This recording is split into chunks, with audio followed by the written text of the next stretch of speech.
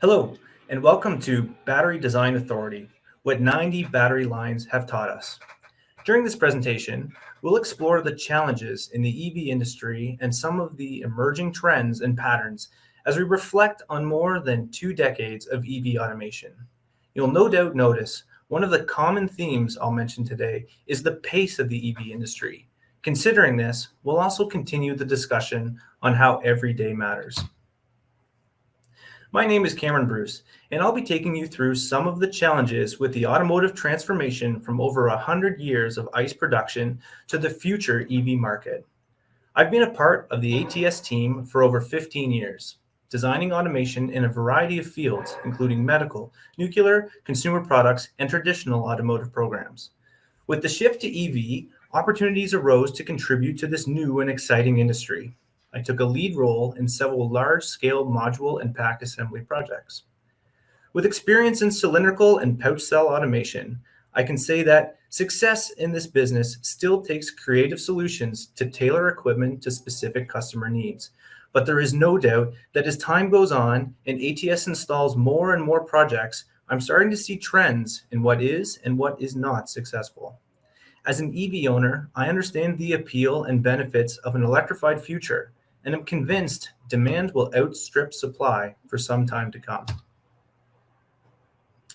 Today, I want to talk about the 5 topics shown here.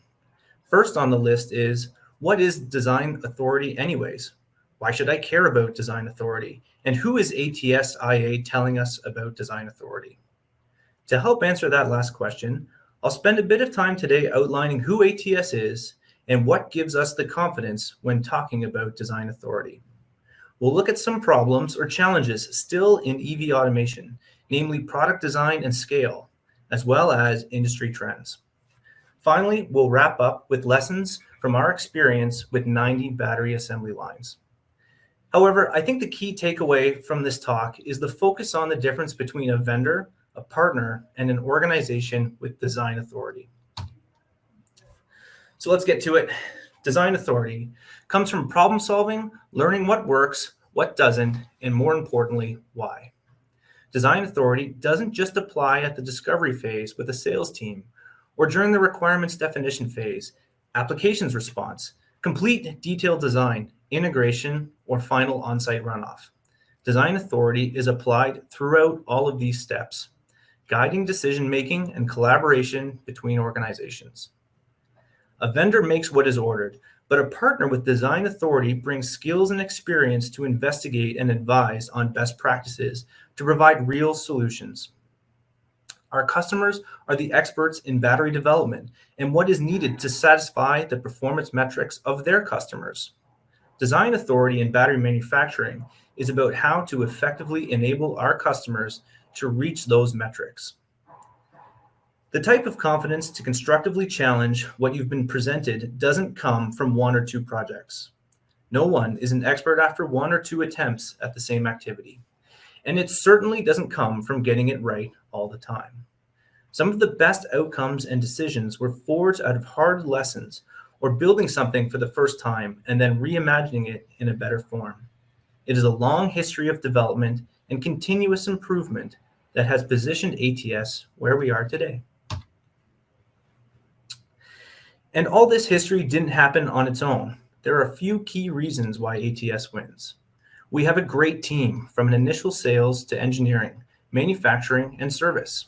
We use the best in-class components combined with a substantial design library to leverage past experiences from various industries. Excellent project management is key to maintaining customer relationships and bi-directional trust. Global footprint. I'm sure it's clear by now that EVs are not a regional phenomenon, and it will be the future of the automotive industry. Wherever this opportunities manifest around the world, ATS has the global footprint to support and scale to meet our customers' needs. Financial stability is also a key benefit to working with ATS. As you can be assured, ATS will be around in the future to pick up the phone when service is required or when future expansion is needed to meet growing capacity. At ATS, our guiding principle, known as our ATS business model, is the foundation to why we win and the driver behind some of the points I mentioned in the previous slide. While it leads improvement in many aspects of our business, the focus on people first, process, and then performance has enabled ATS to grow and succeed. With a deep-rooted history in turnkey automation, an ever-expanding capability set, ATS has the capacity and flexibility to partner around the globe to work with our customers to reach common goals. This includes expertise in specialty automation, nuclear, test, digital twin, and we are certainly no strangers to the e-mobility market. We have 20 years of experience in the EV industry, from EDUs to pack assembly, to high-speed module lines and cell construction. ATS has participated in nearly all aspects of EV manufacturing. We have centers of excellence in Germany, Slovakia, Canada, Ohio, and Michigan. As a global organization, we leverage each other's strengths and capability to produce some of the world's most exciting and challenging projects. For example, in the automotive industry, throughput and efficiency are everything. With the combined effort of these highly specialized regions, we're pushing the boundaries to serve our customers in ways that matter to them. This includes increasing scale and speed to drive EV pack assembly lines to target more than 60 jobs per hour. ATS has also been making waves in the industry and in the regions we work. Numerous publications have highlighted some of the exciting work we're completing, and several new groundbreaking projects and facility launches have brought new opportunities and jobs to our existing locations. Shown above is the grand opening of our additional manufacturing facility in Lewis Center, Ohio, just this year, which will see our workforce in that region expand by up to 600 jobs by 2025. Last year, I made several presentations on how a shift in perspective is required and how the industry needs to move from vendors to partners. I'm here now to build on that message that not only are partners critical, but building relationships with companies possessing the breadth of experience and talent is how our customers can leverage ATS's design authority and everything we've learned and tried over the last 20 plus years. Next, we'll look at a few technology case studies that exemplify where ATS has a proven design authority. Shown here is a simplified process flow of a module based on pouch cells. And while what's shown here isn't the full scope of battery manufacturing, it's a good case study of ATS's in-depth knowledge of these processes and the pitfalls in automation and product design. First up is incoming validation. The success of a battery pack starts with ensuring the quality of the incoming cells. Cells need to be as balanced as possible to maximize capacity and charge rates. They also need to be traced, and incoming inspection forms the creation of the birth certificate of any given cell as it makes its way into the battery pack and ultimately installation into the vehicle. Barcode scan, open circuit voltage testing with rapid reject and sorting schemes are critical. More importantly, this is the front of your process. It needs to be the most reliable and available to supply the rest of the system. ATS has developed handling technologies for various form factors, both cylindrical and pouch, to give downstream processes the best shot at maximizing reliable throughput while maintaining quality. Next in this example process flow is tab formation. Again, more specific to pouch designs, preparing cells for stacking, proper stringing, and module configuration is another early step that not only needs to be reliable, but highly flexible. Tabs may require multiple form configurations depending on where they fit into the stack. The issue is, how do you achieve numerous custom forms on the incoming product that must be selected on demand and then rejoin the main production stream? It is not practical to batch produce these tab configurations when dealing with this amount of volume, and diverting cells through multiple material flow streams is a significant floor space demand. It's taken ATS decades to develop one of the most robust and capable material handling platforms known as SuperTrack. Customers can access this intellectual property and immediately recognize the benefits of a high-speed, asynchronous material handling system that can deliver product only to the forming tool required, no batches, on demand, minimized footprint, and high throughput. After tab formation, the cells are ready for final array assembly or stacking. All pouch cell modules have some form of stacking or layering cells on top of each other to form the cell array. While simple in principle, after all, you're just layering pouches on top of each other, several factors are critical. First, the correct order of components must be selected and placed. Again, sounds simple, but consider what happens when a machine faults midway through the construction of a stack, which results in scrapping the current part in the gripper. How should the machine gracefully recover? What material is available line-side to replace the scrapped component? Second, we're often not just layering pouches, but a multitude of components, including membranes used for isolation, compression material, thermal brakes, and internal module structures.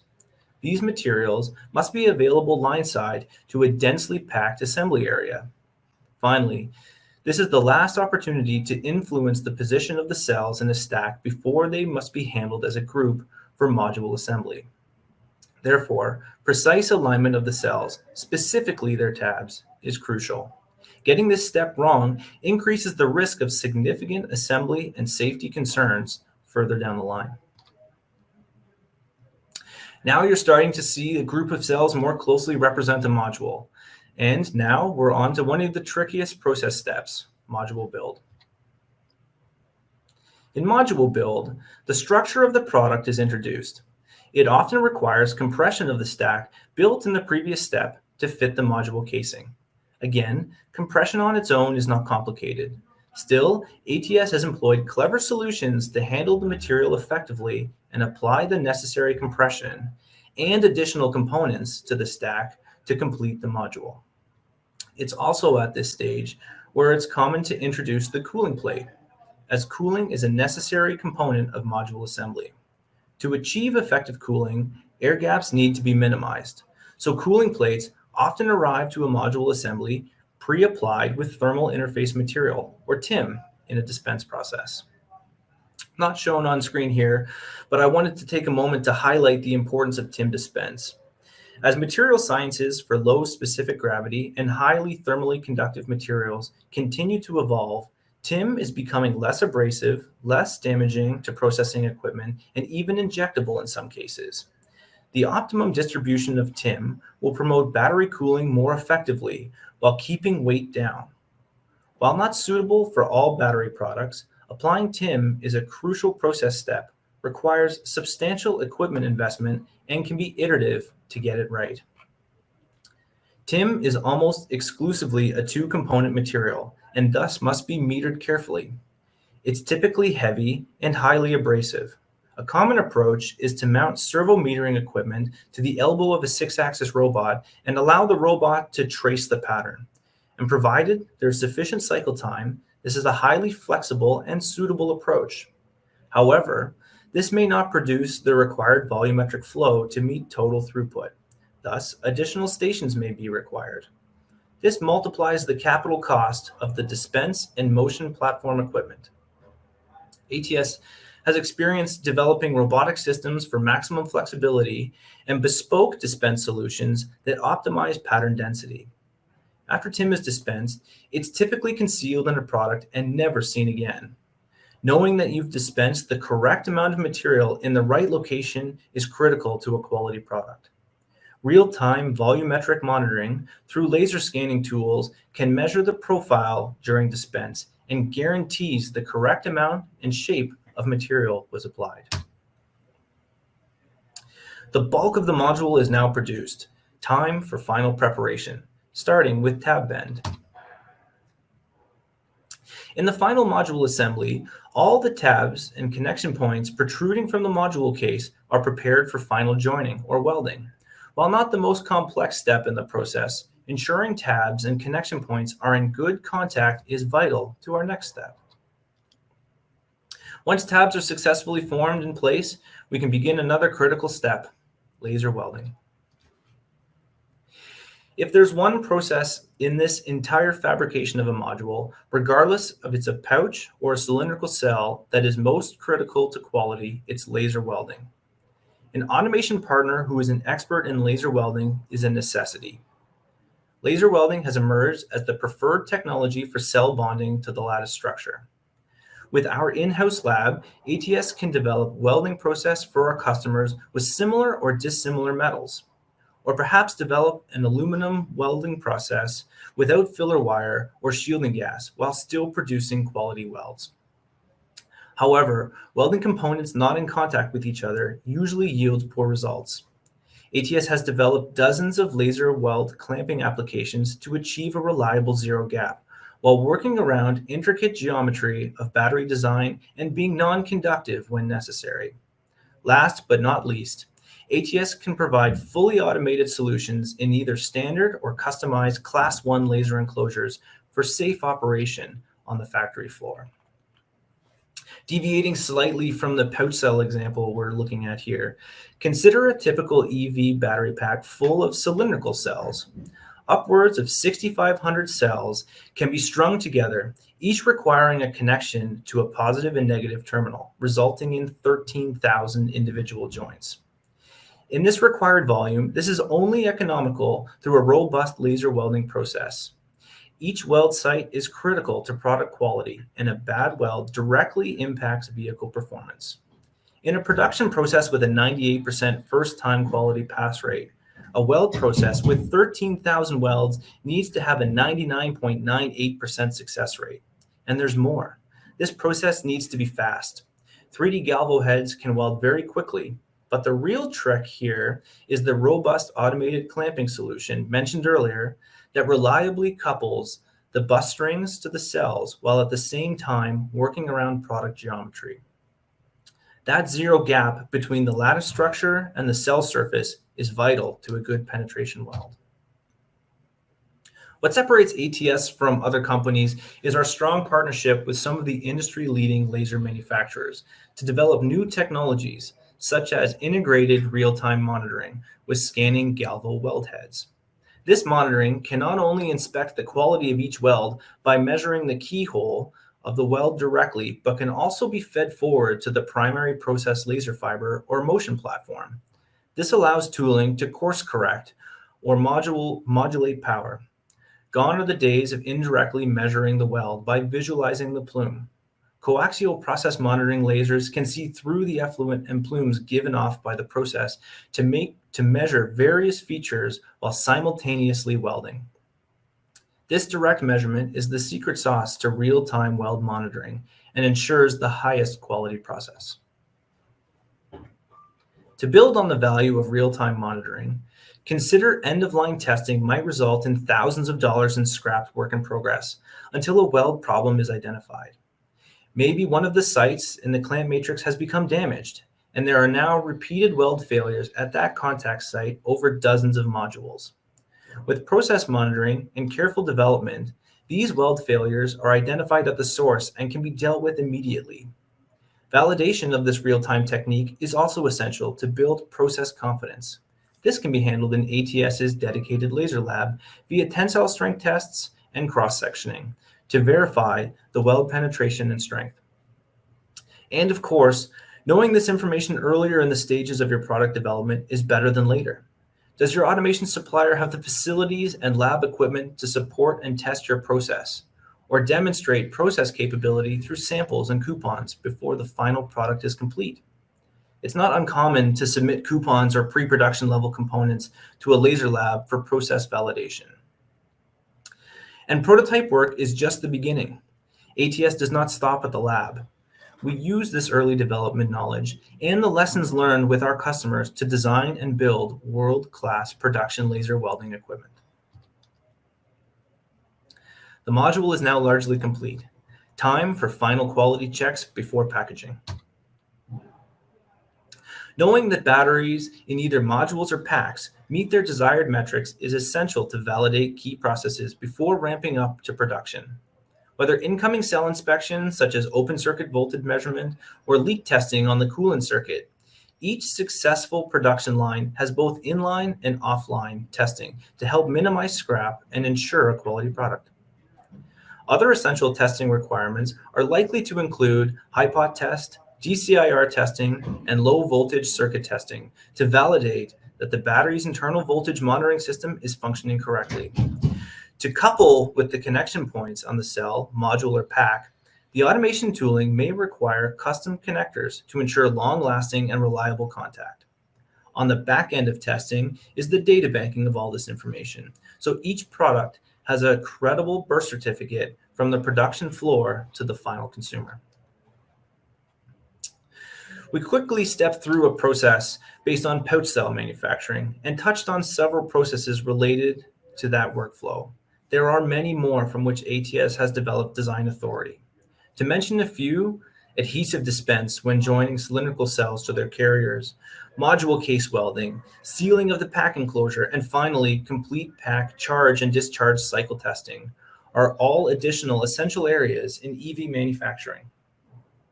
And with all of our exposure to different technologies, processes, and customers, we've noticed a few pervasive themes. Every project that's come across our desk has these two issues: product design and scale.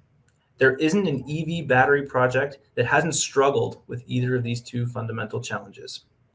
Product design is constantly challenged with performance targets and manufacturing realities. At the same time, scale tries to grapple with the enormity of these projects and the race to make them production worthy. Let's have a look at the scale element first. This heading reads, will EVs surpass regular combustion vehicles? Well, it's no longer a question of if, it's a matter of time. Companies worldwide, both the traditional organizations and the disruptors, are racing to keep pace with the EV industry's relentless change. Developing a product concurrently with the manufacturing capacity to support the demand is a front-page problem for any organization considering getting into the broader market. And it only takes a few quick searches to see the rapid growth of the EV industry. The year-over-year sales growth is showing no signs of slowing down. Having weathered a global pandemic and now on the backside of 2 years of substantial uncertainty, while overall vehicle sales remain stagnant, EV sales continue to eat away at a larger and larger portion of the market. The previous slides showed us where we've come from, and it's that data that forms these projections into the future. As you can see here, the demand is expected to exponentially increase as the industry moves to produce upwards of 45 million vehicles by 2030. Combined with other transportation demands like commercial trucking and public transport, as well as grid storage, and the need for battery production is overwhelming. But all that continued growth undoubtedly gives rise to risks. For example, the floor space alone to launch these programs is daunting. ATS has built module lines with an annual production volume of 530,000 modules, equivalent to 38,000 battery electric vehicles, occupying the same total footprint as an Olympic swimming pool. In a separate application, module production lines with a total output of 1 million modules that could support an annual vehicle production volume of 100,000 units were specified, but needed 2 full soccer pitches. And that was just to build the modules. To get the modules into packs, and the equivalent of an additional 19 basketball courts was laid out for that same program. And while that was true last year, it's grown again to increase footprint further. All in all, producing 100,000 high mileage vehicles annually consumed just over 22,000 square meters, or nearly 240,000 square feet. Massive battery facilities are either already built or under construction around the world. Some of these facilities are new builds, and others have chosen to repurpose existing traditional automotive space for renewed manufacturing purpose. But can all this floor space, not to mention the tooling to fit into these buildings, be secured in time? Now think back to where EV sales are going. If EV sales will hit 20 million units annually by 2025, and understanding that today's production lines can produce roughly 100,000 units per year, 200 battery pack production lines will be required. Finally, considering SOP is a 2 to 3 year life cycle, you can quickly see that planning for this footprint on the OEM floor is critical, but also consider that capacity is required on the automation supplier's floor within the next year or sooner to support the OEM timing. These companies must procure new space to accommodate customer requirements and don't necessarily have the option to repurpose existing facilities to take on the workload. Companies worldwide, ATS included, are constantly expanding their footprint and capacity to construct these large battery production lines. And as challenging as solving the floor space issue is, getting the product design right is even more complex. Throughout the design, there's no shortage of pitfalls along the tightrope. There's no doubt the entire industry is still learning. There have already been many companies, some you've heard of and others you may not have, that could not convert good ideas into production reality.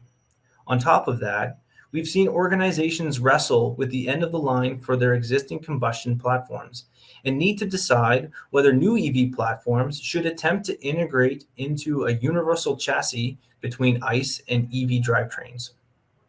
While this sounds like a reasonable transition, there are plenty of trade-offs to this approach compared to what is emerging as the industry standard skateboard design. And even if companies leap to a skateboard chassis, it's still a new platform, requiring new vehicle dynamics and assembly lines. It's natural that this forms a continuous source of change, both before and after start of production. On top of that, batteries for electric vehicles are still a relatively young industry and are constantly changing to keep up with performance and regulatory requirements. At the same time, securing the volume of batteries and other crucial components to satisfy the requirements is still no small feat in today's incredibly tight supply chain market. This includes the automaker's ability to produce good quality parts to supply to the automation equipment. It's also true that with 100 years of development, ICE manufacturing has honed this process to a 95% or greater overall equipment efficiency. But in many respects, we're starting over again, and these designs for EVs and equipment often run at far reduced rates. Finally, new technologies require a workforce with a unique skill set and training, both on the production floor and in the engineering and design phases, as new technologies are being considered. Finally, there's the timing. When do you take an idea and present it to the world? When do you take a vehicle idea out of R&D and start considering manufacturing? The truth is, there isn't a time when it's too early to start, but it sure is easy for companies to get ahead of themselves. To put a point on this, we've worked with companies who are more concerned about the amount of fume extraction required in their building before selecting which materials are needed for dispense. Using DFM and DFA with an automation partner who already knows what is needed is how early engagement can pay off. They will not only have familiarity with the materials required for product design, but also experience with any auxiliary equipment required to support a given process. However, it's too late to benefit from sound manufacturing principles if the product design has been frozen without considering some key points. A true partner also understands the need for flexibility. There is no shortage of factors that affect product design, and remaining flexible in the design phase of automation to keep up with a changing product is how strong partnerships succeed. But this comes to a point. At some time, the machine will need to be built and requires parts per the agreed design to validate machine performance. Pushing prototype builds and non-production intent parts through a machine acceptance is a common problem in the industry. It often results in the final integration of the machine on the customer's floor as production parts become available for the first time. Experienced manufacturers understand this and have staff capable of supporting their customers right through the start of production and beyond. Here's a few other trends that we're seeing in the industry. The race is undoubtedly on to transform transportation. All automakers now are pushing hard to gain as much market share as possible. This means getting to volume production in 2 to 3 years, not 5. It means the simultaneous design of the product, dunnage, ASRS, factory, and the equipment to fill it. It took combustion vehicles 50 years to get to a point where production of 30 million vehicles annually was possible. The EV industry is pushing to achieve the same goal in less than 10. On top of the compressed timelines, EVs are also navigating new regulatory spaces. I thought this slide was interesting. It's a measure of the number of pieces of legislation related to the EV industry by respective governments. It includes new regulations from production targets to safety requirements to charging ambitions and battery swap stations. Governments worldwide are incentivizing all aspects of the EV industry to be creative and rise to meet environmental and safety targets for all of us. As you can see, the most significant activity is also in the three largest EV markets, namely China, Europe, and North America. Why does this matter? It's another consideration for product designers and production supervisors to remember when scoping out EV programs. All this is going on at once: design, scale, compressed timelines, and regulatory requirements. What's the result? Consider this magic triangle of factors converging to form a perfect storm for supply chain capacity. Battery technology is changing and improving rapidly. We've seen this in both performance enhancement and regulatory requirements. Lithium-ion is the core technology of today, with many recipe developments to improve capacity and charge-discharge times. And what's next? Solid-state batteries are on the horizon. While none are ready for mainstream production, their arrival could shake up existing supply chains as companies pivot to attain the most competitive technologies. Second, as we've discussed, battery assembly projects take 2 to 3 years from project start to full production ramp-up. Batteries are complex, multidisciplinary programs requiring substantial capital and time investment. EV batteries are integral to vehicle design and need SOP timing that aligns with the remainder of the vehicle chassis. Third, automated assembly lines can be challenging to alter if not engaged early enough. For example, what if solid-state batteries come into the market? Will the existing product design roll the latest technology into the current form factor, or will these new batteries take on an entirely different shape? This makes an automation project a moving target, and as a result, programs with more than 400 change orders are not uncommon in the production landscape. Battery packs are not a commodity. They require full vehicle system integration and analysis to be successful. And with so many interdependent elements, change is inevitable. If the automation equipment can't adapt to an evolving product, tooling can quickly become obsolete. This could throw the development of an electrification program into chaos and put the automaker behind the 8 ball while others are rapidly consuming more significant market segments. Battery pack assembly is not a solved problem, and there is a lack of capable supply base to mitigate supply chain risks. Not addressing these risks early in the development can leave some automakers with nowhere to turn if Plan A does not work. This last point is significant. Automakers are aggressively locking up capacity worldwide to secure automation partners, and those with history and design authority are the first to be secured. Organizations with a history of getting large-scale projects to launch quickly successfully are becoming a scarce commodity. Some automakers may be left without a seat when the music stops on manufacturing capacity.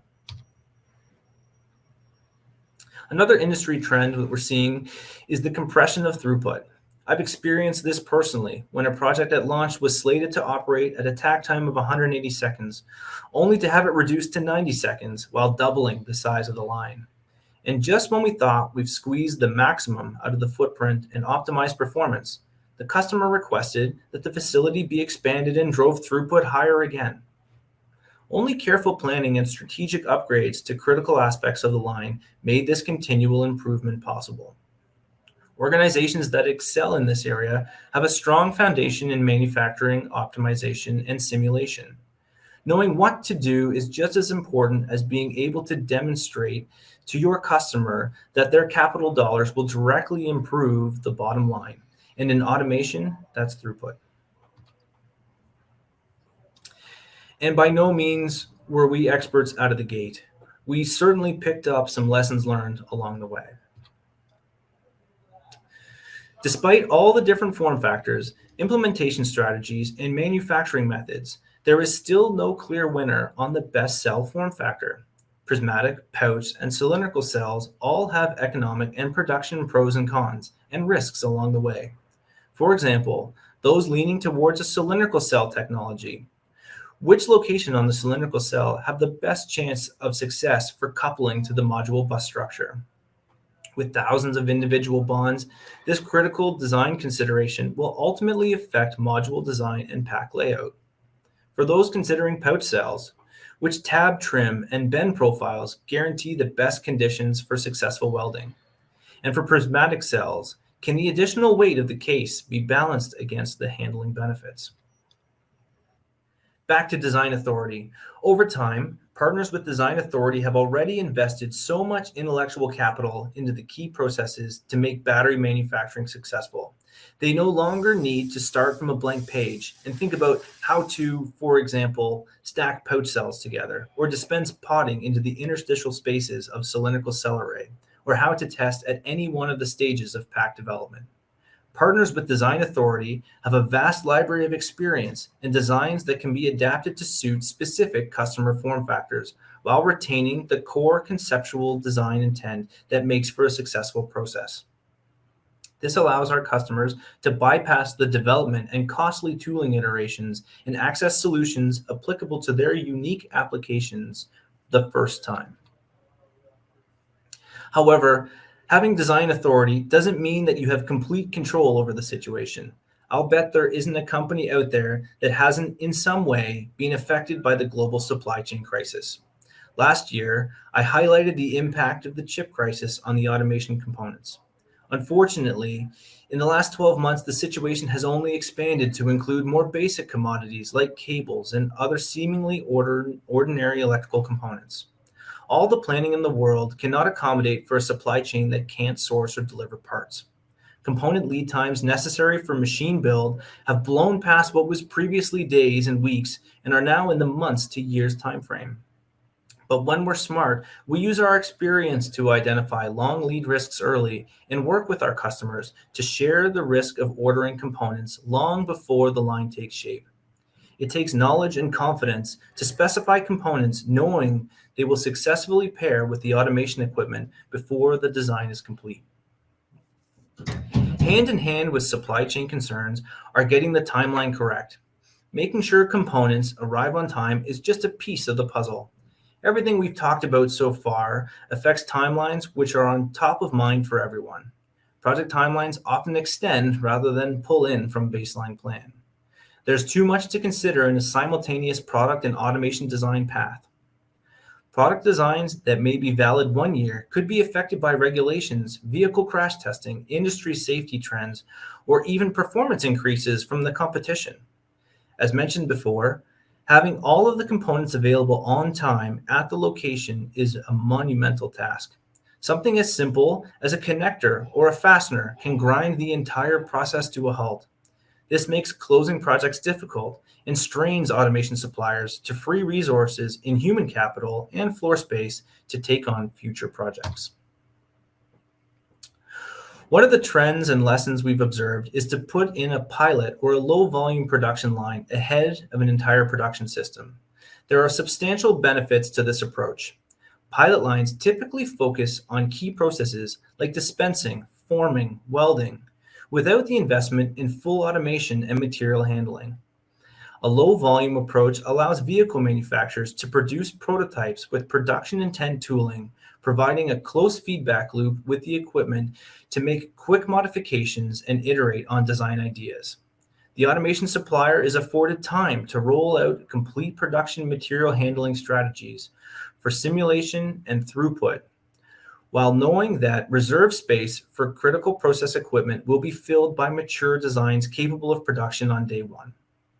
But overall, it de-risks the investment on both parties until the best solution is understood and then scaled to meet the total objectives of the customer. Having a solid plan and an approach to production is essential. If you think the musical chairs game is stressful, also consider that multiple customers approach some suppliers, and with only limited capacity, suppliers are choosing in which customers to place their trust. For some suppliers, pursuing a rushed customer who is not engaged early enough in the product design stage, lacks a solid growth model for a systematic execution plan, can be an incredibly risky and burdensome task. Failed projects of this scale would simply bankrupt some of other automation houses. Suppliers are looking for customers who can engage on the engineering and senior leadership levels to work together to build solid plan to get to market. But the right customer and an automation partner with design authority can really drive the future of what's possible in manufacturing. I think here it's worth repeating why design authority is so important. It enables customers with demanding projects to partner with organizations like ATS to help them bring ideas to reality. Design authority is the culmination of experience, identifying trends and lessons learned. It's knowing what works, what doesn't, and why. What design authority does for our customers is allow them to get to market in the fastest, most reliable way, making use of strategies to mitigate schedule and reduce risks.